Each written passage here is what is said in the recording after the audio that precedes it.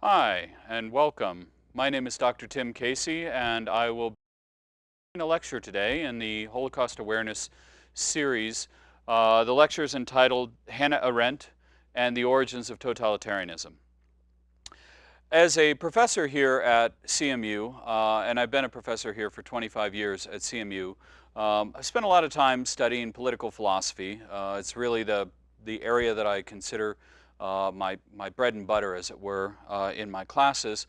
And when we look at a question like the Holocaust, we often, all the different disciplines are trying to figure out what it is that caused this Holocaust, what brought it about. And of course, in political science, we try to use political philosophy. We try to understand how the governmental structures, the political systems, the social structures are creating the conditions upon which something like the Holocaust, something so atrocious as having 6 million people killed in the Holocaust, something so focused, so racially charged, how does this come about?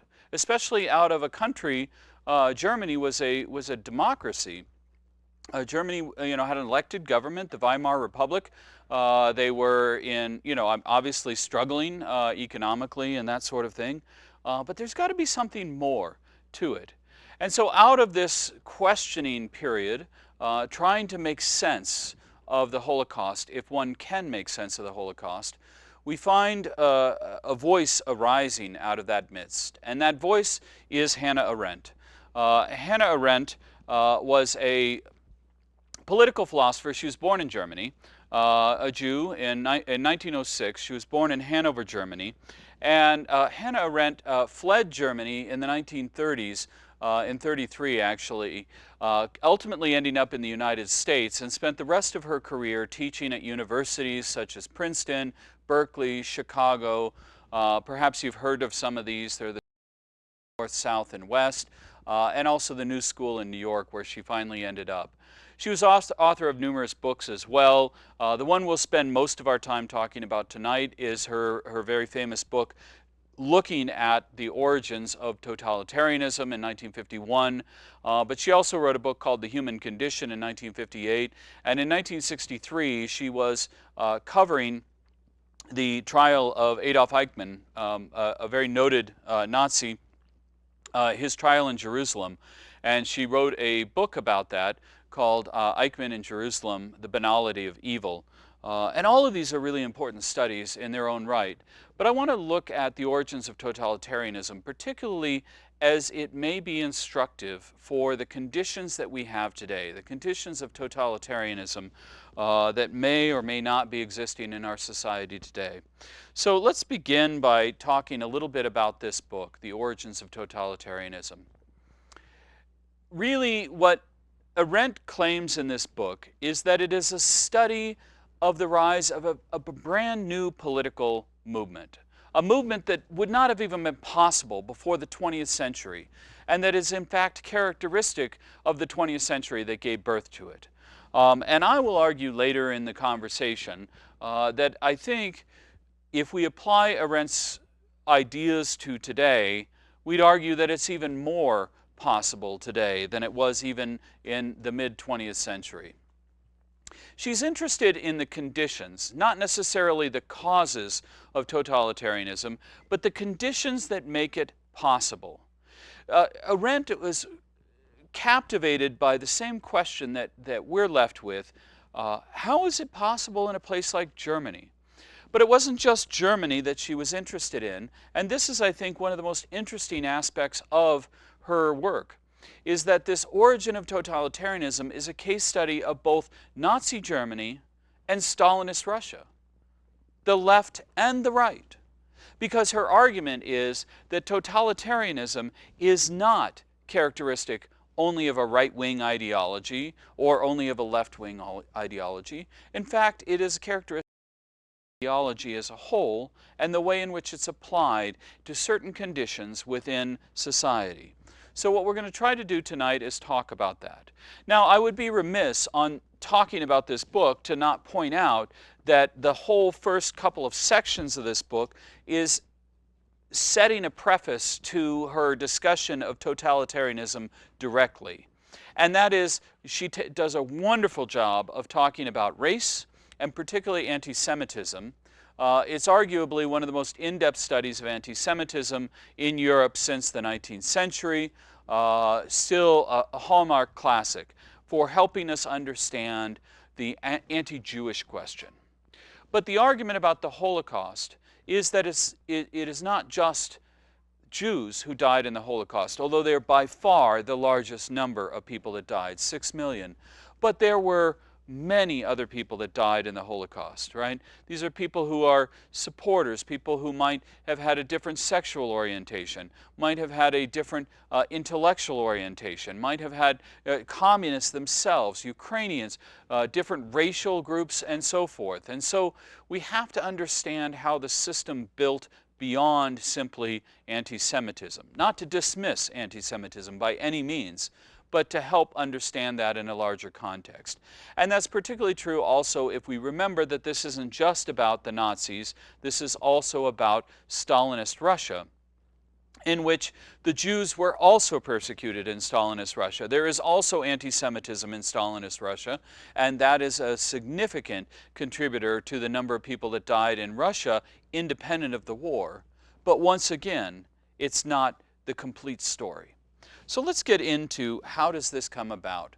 What is totalitarianism, and why is it so different and so new?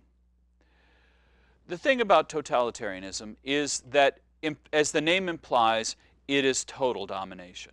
It is not just authoritarianism, which is content with having authority over a limited sphere, a complete authority, but over a limited sphere of your life.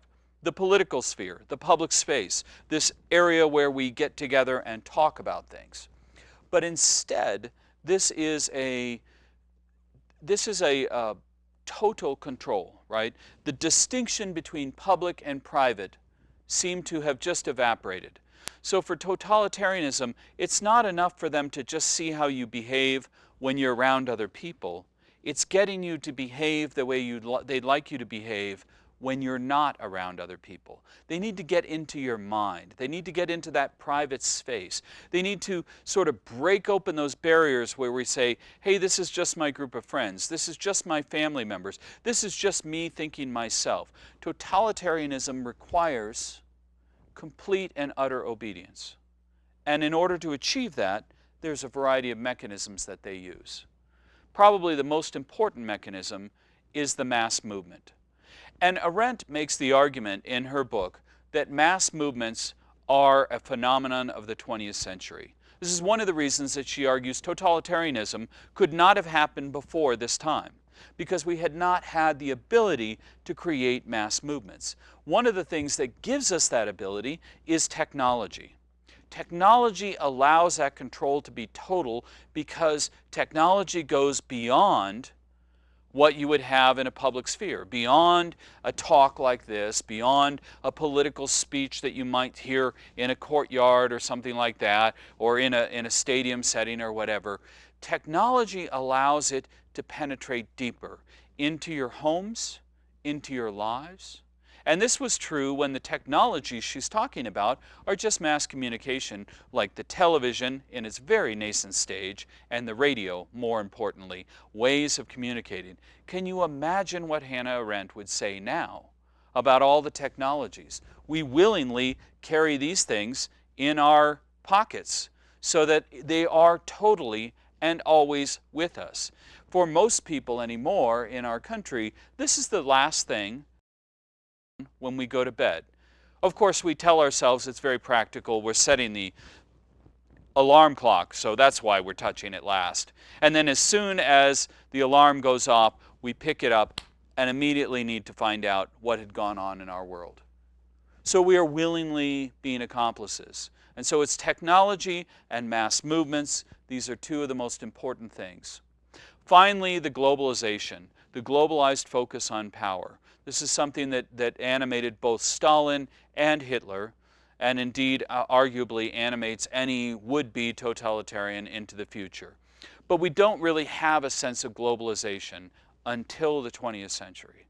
So it's in the 20th century that totalitarianism, not just dictatorship, not just authoritarianism, because those all existed prior to this, but the total control.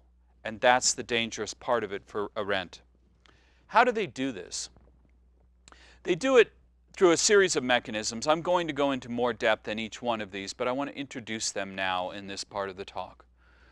They transform class into mass movement. They manipulate mass movements, and we'll talk a little bit more in a few moments about how that's done. The second thing that they do is they isolate the individual. The isolation and the loneliness of the individual are preconditions for a totalitarian regime. If we do not feel isolated and separated from our fellow citizens, it is impossible for totalitarian regimes to be able to take a good hold. Hannah Arendt argues that both mass movements and that isolated individual are absolute preconditions for totalitarian regimes. But there's more to it. There's also propaganda. You have to tell a compelling narrative. You have to tell a compelling story.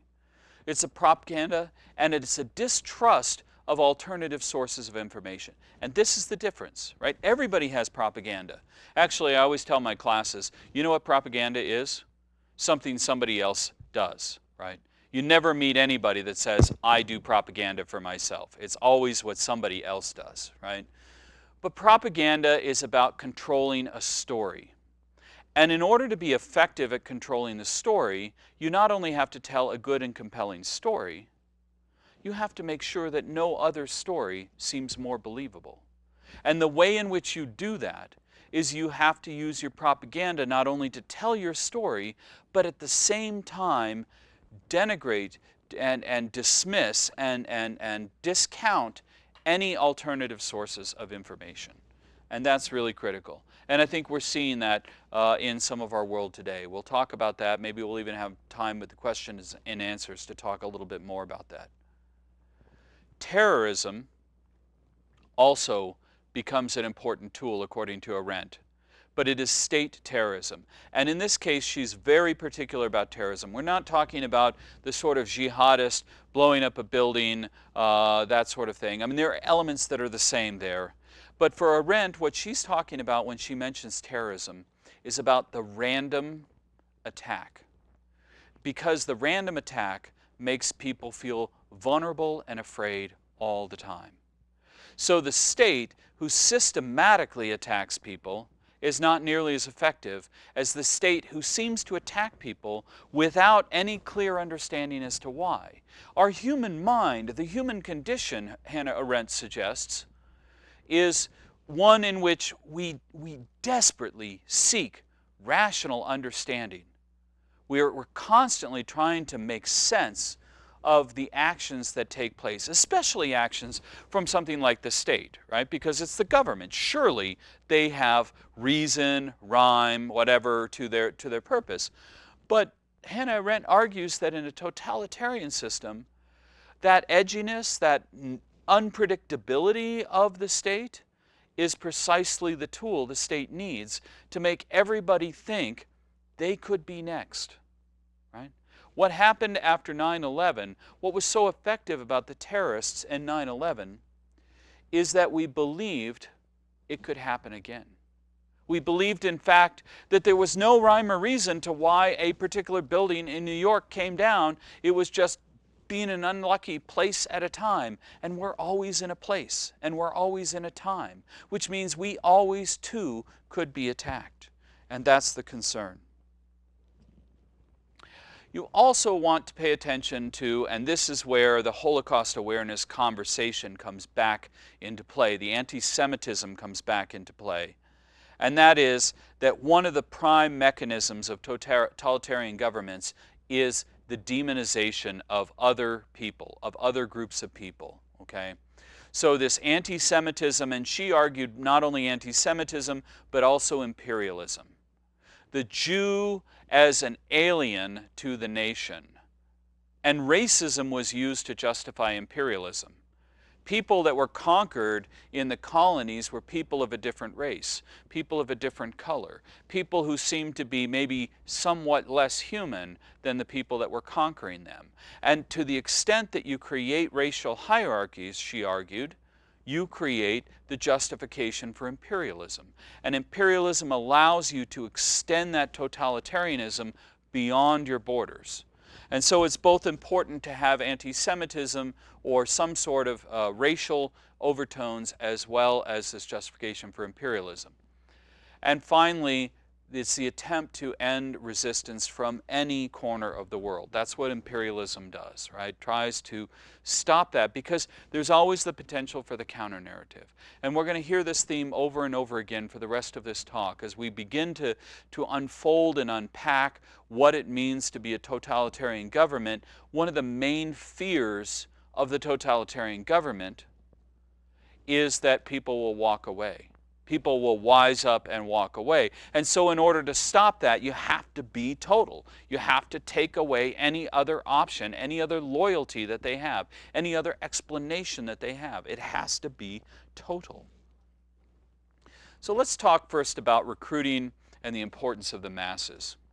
The thing about the masses is that they're citizens that are left out of traditional political parties.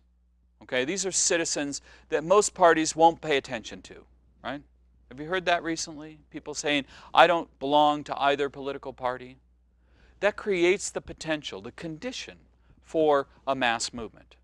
When people begin to feel that the parties no longer represent them, that the parties are no longer interested in them, then they don't have a legitimate channel to go into the government or a legitimate channel to petition the government. And when they don't, they begin to look for alternative channels. Generally what they do is they just shut down and say, well, if the politics doesn't want me, then I don't want the politics, right? So the masses are often ignored politically by these parties, generally because they're seen as too apathetic. Well, they're not going to vote anyway, right? And if they don't vote, why do we care? They're of no value, no use to us as a political party if they're not a vote, okay? If they're not going to contribute in some way. Beyond that, parties often masses because they're too ignorant. They're not smart enough. And this is going to be an important seed. There's sort of a basket of deplorables. Isn't that the word that Hillary Clinton used from time to time, right? I'm not suggesting that Hillary is driving people into a mass movement. I'm suggesting that that kind of language allows for the conditions of a mass movement to exist. You need a group of people who feels isolated and ignored by the traditional political parties, and in fact not only isolated and ignored, but denigrated and looked down upon. Then the masses need one more spark. They need a charismatic leader. And that charismatic leader hitting at a particular time or condition when maybe economic challenges are coming up, right, where there's a lot of mass unemployment, and that was certainly true in Germany and also true in Russia at the time, right? People are feeling alienated from their political system, they're feeling alienated from their neighbors, they're feeling isolated from everybody, and they're also struggling economically. And then you get a charismatic leader, a leader who can articulate those things. Sometimes it's not just economic dislocation, it can also be times of rapid social transformation, which is yet another reason why I think it's worth reading or rereading Hannah Arendt in our own time. Because we are in a time of rapid social transformation on all sorts of levels. And so it's not that totalitarianism has to come around the corner or automatically is going to come around the corner, or that economic crisis caused totalitarianism. But remember that Hannah Arendt is interested in the conditions, the origins of totalitarianism. What conditions made it possible? It's also fueled by a distrust or feeling of betrayal by traditional political parties. And their desire is to follow a leader who seems to be the only one that can articulate those concerns, right? Have we seen that in contemporary leaders? Seems like the kind of thing that we hear from time to time. Oh, they're the only one that speaks like I speak.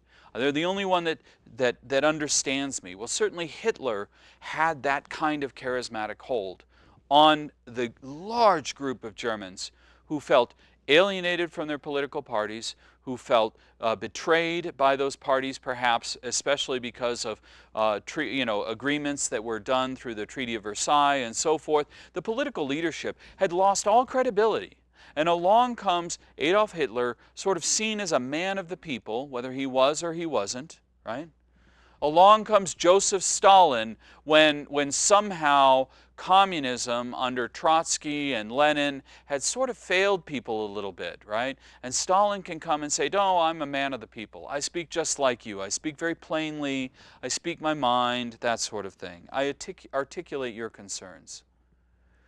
The masses then are often treated towards a sort of resentment of the intellectual, and this is very common in totalitarian systems, both on the left and the right. They strike out at the intellectual. This is maybe one of the reasons that political theorists are constantly for fear we might be the next target or something, but it's misdirected. What they're experiencing is a sort of alienation from modern society. It seems like the society has progressed some point past where they are. And they think that the intellectuals who are claiming the glories and the wonders of technology and the glories and the wonders of progress and intellectual life, and look at what we've done, we've been able to figure out all the diseases and we've been able to figure out all these sorts of things. They're concerned that these intellectuals have actually created the condition which has caused them to feel so alienated from their society, so left out, so left behind. And so when you get a significant portion of your population that feels left behind, that feels resentful towards intellectuals and others, leaders, particularly political parties, when those masses are formed by individuals who live isolated from others in their society, they might communicate with them from time to time, but they always feel alone. They always feel as if nobody else understands them. And when you have those conditions, it is ripe for the spark of a charismatic leader to come on. That leader usually isn't able to just say, I'm a wonderful person, you should follow me. I know nobody else that you trust, but you should follow me. All on his own. Instead, he creates a cycle of fear. He creates a cycle of fear through scapegoats and traitors. So we'll start first with the idea of the scapegoat. These scapegoats are absolutely necessary to the totalitarian project, according to Hannah Arendt, because they divert anger from those isolated individuals. This can be directed externally towards some other, or it could be directed internally towards a traitor. So you have scapegoats, you have traitors. Scapegoats are people on the outside, groups on the outside that you blame. So Hitler, for example, was most famous for blaming the Jews. The Jews are the cause of all this. The Jews are the bankers who have taken all your money. And if you feel poor and alone and isolated and you're worried about how you're going to cover your future, you can blame. You have somebody to blame. You know who is causing this to you, right? So it's that group, whatever that group is, but there's a tremendous focus on that. And what happens then, the internal dynamics are really quite interesting, and Arendt is as shrewd, I think, about psychology as she is about philosophy. She suggests that what happens is a sense of fear overtakes members of this mass movement. And that fear is first about being labeled a traitor. They're afraid that they're going to be considered a traitor and thrown out of the movement, the one thing that gives them a sense of belonging. And so what they will do instead, to use a modern phrase, throw anybody else under the bus, right? They will prove their loyalty by sacrificing others, okay? By naming those people who are an enemy to the nation, those people who are an enemy to the people, right? Because their fear is that if they don't accuse others of traitor and conspiracy, somebody might accuse them of traitors and conspiracy. They may be on the outs, they may be the target, and they don't want to do that. And so their fear of being the target makes them more compliant to create targets internally. Not only that, their fear of being labeled other, their fear of being labeled less than desirable, drives this racial dimension, keeps members patrolling the boundaries of their group identity by emphasizing difference, by saying, oh, and Jews are like this and we are not. Oh, and Westerners, capitalists are this way, because that was Stalin's group, right? His group, his other, was not necessarily always the Jews, it was the capitalists, it was the Western countries, it was those people who had not yet gone through the socialist revolution. And so the fear of being on the outside causes them to patrol the very boundaries, the very borders between inside and outside. And once you get that dynamic going, where they're patrolling the inside and tossing people out who look even slightly disloyal because they're afraid of being tossed out themselves. And once you get them patrolling those boundaries so that they're constantly tossing people under the bus, different races, different groups of people, different enemies of the state, right? Then you really have a momentum for that movement. Hannah Arendt, on page 323 of the copy that I have of The Origins of Totalitarianism, I wanted to quote a few quotes in particular that really are telling. She said that the most conspicuous external characteristic of the mass movement is the demand for total, unrestricted, unconditional, and unalterable loyalty of the individual members. This demand is made of the leaders of the totalitarian movement. So that charismatic leader, above all else, has to make it about him.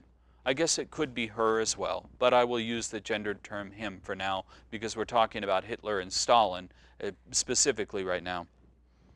It has to be about Hitler and loyalty to Hitler above all else. Der Führer, the leader. That's all they called him, right? Same thing with Stalin. Uncle Joe, actually, is what they called Stalin, right? This notion that he's kind of their family friend, their colleague, all that sort of thing, right? But it has to be unconditional. And if you challenge the leader, that is the worst cardinal sin, right? You are immediately cast out of the movement. You are immediately pushed to the side. You're immediately marginalized. And so isolated individuals, in the midst of a fear of being tossed out of the movement, in the midst of a fear of being labeled as one of those others that the movement targets, in a deep sense of loyalty, begin to find their sense of place, their world of belonging. They belong to the movement. And that might be the only place. It's a salve. It's a way of drawing them out of their isolation. So they have to be isolated first, and then they're drawn out of the isolation into this belonging. And they'll do anything to stay in that belonging. That's why it is totalitarian. That's why it is total. So what is the content? The most important thing of the movement is this belonging. It's not its ideas. What's really hard for us as political philosophers, whenever we're confronted with totalitarian movements, is we say, well, they don't make any sense, right? If they were conservative, they would believe in this, this, and this, and they believe in some of that, but not this, and this is not conservative. Or if they're liberal, they would believe in this, this, and this, and they believe in some of that. It doesn't really matter. And even if they contradict, maybe they believed it one day, and they completely contradict themselves 6 months later. Is that a problem? It is for a political party because people rely on political parties with consistent messages. For a mass movement of a totalitarian regime, it is not a problem at all. As long as the leader is the one that said something one day and 6 months later said completely the opposite, it is still part of the movement. It is not ideas. It is the belonging that is most important. Total loyalty. And this is a long paragraph that I just pulled up, so I don't have to read too much. But the idea is that if you focus on political ideas, this allows people to have differences of opinion, right? What should we do? How should we fund education? Should we fund it through a tax? Should we fund it through private, funding? There can be differences of opinion on this, right? People very rational people can come to very different conclusions about this sort of thing. And when they can, they can leave the movement. If it's based on an argument and they think the movement has a faulty argument, they just leave the movement. But if their only focus in the movement is belonging, there are no arguments to be made regarding policy. It's only the emotional conviction of belonging. Thus, total loyalty, it means that there is, only if there is no content. If there's content, there's something to walk away from. If it's belonging, it's a feeling. And that's what makes totalitarianism so pervasive. This politics of identity. It replaces the politics of argument, okay, the politics of policy. And this allows the state to then penetrate beyond the traditional domain of public policy. Public policy, our disagreements about policy, are the kind of stuff that we talk about when we meet together, right? When we gather in a group and that sort of thing, right? They're not the kind of stuff that we think about when we're alone, per se, right? She argues that public policy stops at the door of your house. Going into your house, though, you carry your identity with you. You carry your sense of identity with you. So totalitarianism, by focusing on identity rather than policy, doesn't have to stop at the door of the house. It walks itself all the way on in. It comes right into your bedroom, as it were, right? So it controls the internal dynamics of identity. It gets inside your very head, as opposed to policy, which is about how do we collectively manage our problems, right? We've got this problem, there's water on the floor, how are we going to get this taken care of, right? That's a public policy kind of a thing. That doesn't have anything to do with your identity. You don't grab the mop and say, I've always wanted to be a mop maker, and start mopping the floor, right? I mean, that seems silly. So identity is a much more deeply personal thing between public and private space. And for Hannah Arendt, this is critical. The other thing that makes it complete, if there is a policy at all, if there is any content at all to the totalitarian movement beyond identity, it is breaking things. Disruption of a system that they feel has left them behind or made them feel alone.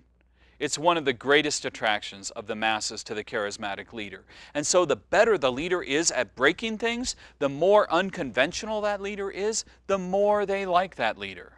The goal is to break the system they don't like and create a new one. Adolf Hitler did that. The Weimar Republic is ruined, it's failed, it has failed us as Germany, it's betrayed us as Germany. There is no salvation in the Weimar Republic. We must tear it down and build something new, a Third Reich. Joseph Stalin did the same thing.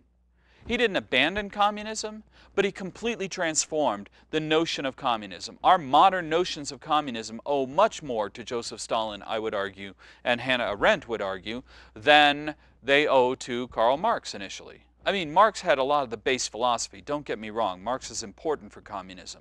But communism as a totalitarian regime is Stalin, not Marx. Marx actually argued that communism would be the withering away of the state. There'd be no purpose to the state.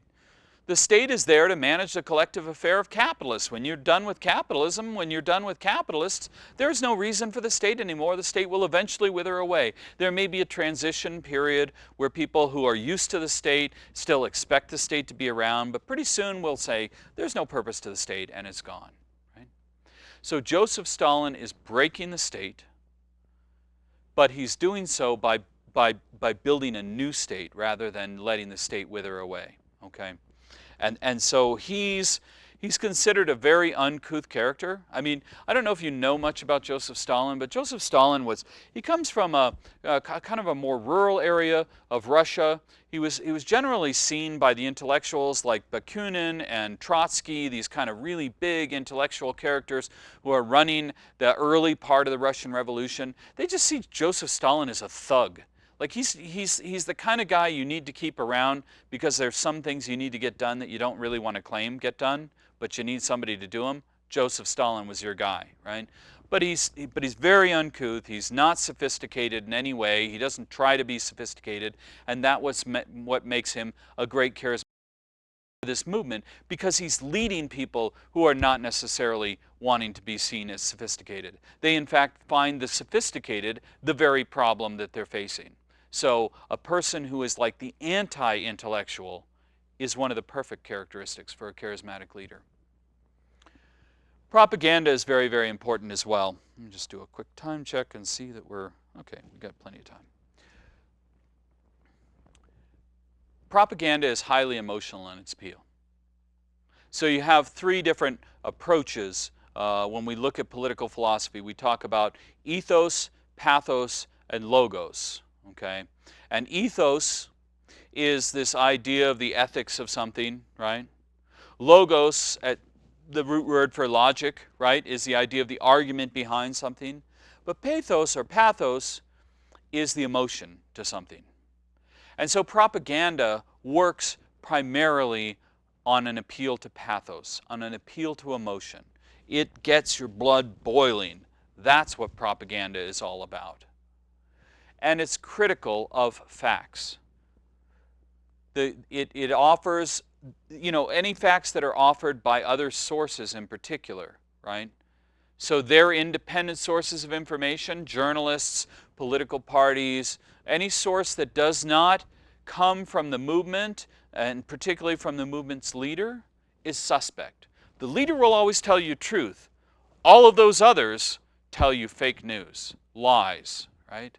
So as you break down any other source of truth, the only thing left is the total source of truth, which is the leader. Okay? So this is how the conditions become riper and riper.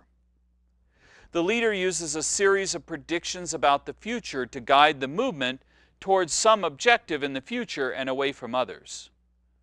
You will hear leaders say, I predict this is going to happen. I promise you this will happen. This is going to happen. You watch me. This is what's going to happen. They tell you what won't happen, but this is what's going to happen. If you've ever heard leaders starting to do that, get very nervous, right? Because they're using the techniques of totalitarianism, this notion of prophecy. In fact, Hannah Arendt suggests that the chief qualification of a mass leader is that they become unendingly infallible, to use her words. He can never admit an error. Does that sound familiar? That's the key to the leader. Because when the leader says, yeah, I could be wrong, then you begin to start looking for alternative sources of information to find what right is. And so you lose your faith in the leader, you lose your focus on the leader, and therefore the leader loses his power over you. So even if the leader is caught in a lie, even if the leader is caught in 100 lies, the leader cannot admit to one of those lies. Instead, what the leader is likely to do is to discount the other sources of information. To say those sources of information are biased, that they're making stuff up, conspiracy against him, whatever the case may be, right?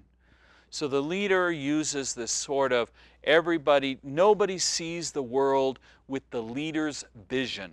That's what the prophecy does, right? It creates the leader as visionary, right? If the leader can see things, the totalitarian dictators announce their political intentions in the form of prophecy, to use a direct quote from Hannah Arendt, right? And then when those prophecies come true, usually because they have the power to make those prophecies true, when those prophecies come true, then that political intent says, see, they had the vision nobody else had. They saw things nobody else saw. And the more other sources of information, be they parties or the media or anything else, contradicts the leader, the more the leader can say, they don't have the vision that I have. And then when the leader is capable of carrying out that vision, they didn't see it like I did. And the followers then believe the leader more than anybody else. Okay?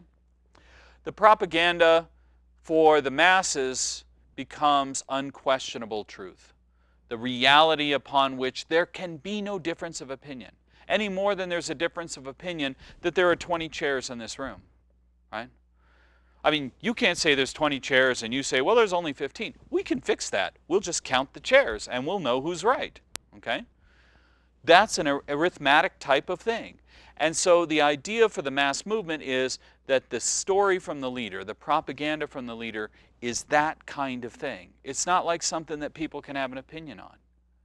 And so whether it's so for example, getting back to the Holocaust, Jews were the cause of German demise.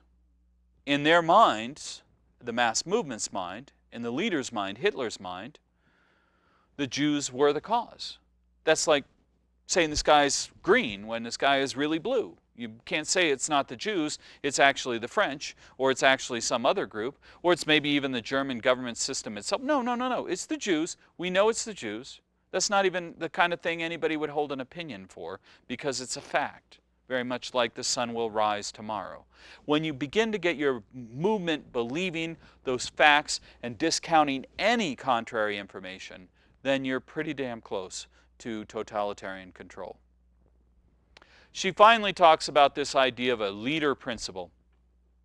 And I'll use a quote again. Every functionary is not only appointed by the leader, but is his walking embodiment. And every order is supposed to emanate from the one ever-present source of the leader. Leaders become the focus and the vision for the movement. The mass identify and follow the leader. They belong to his nation, whether that's the Nazi nation or the Stalinist Russia, right, the Soviet Union. They call each other comrades. They see that as a mark, an identity of belonging, right? And so the leader is the one upon which the focus is always turned. Okay, I think there's a misreading sometimes of contemporary leaders, and we just seem to think they're kind of egotistical maniacs, right? They're just so focused on themselves. They're like a 2-year-old, right? Where they just can't see the world for anything else but themselves. That's a radical underselling of what the leaders are doing in a totalitarian movement. Sometimes maybe they are like 2-year-olds, but the reality is that a lot of times this is a sophisticated technique to completely sew the movement to the leader so that the movement has no place to go if it has no leader. Okay. So this brings us to our final conversation about what is to be done. And I'll just leave it on this graphic for a minute because this is the solution that Hannah Arendt provides for totalitarianism. We've got a big fish in the top picture, and the big fish is devouring all the little fish, right? Because they're all scattered. They're all separate. The big fish is stronger than any of the little fish in the picture. And so the big fish can go around and eat every one of the little fish as long as the little fish scatter and run and feel isolated and all the rest. But look what happens in the bottom picture. The little fish come together. The little fish get coordinated. The little fish organize, and the big fish has to run. For Hannah Arendt, and this is probably one of her most important ideas, power is collective action. It ends isolation. As an individual, you cannot be powerful, you can only be strong, according to Hannah Arendt. Power is a communal activity. We do it together. And so what happens is the best way that you break the power or the condition that makes totalitarianism possible is you've got to end the isolation, not just of yourself, but of all of your fellow citizens. You've got to try to re-engage them. She argues we need to communicate with one another on things that matter, on things that are meaningful to us collectively. We need to talk about them.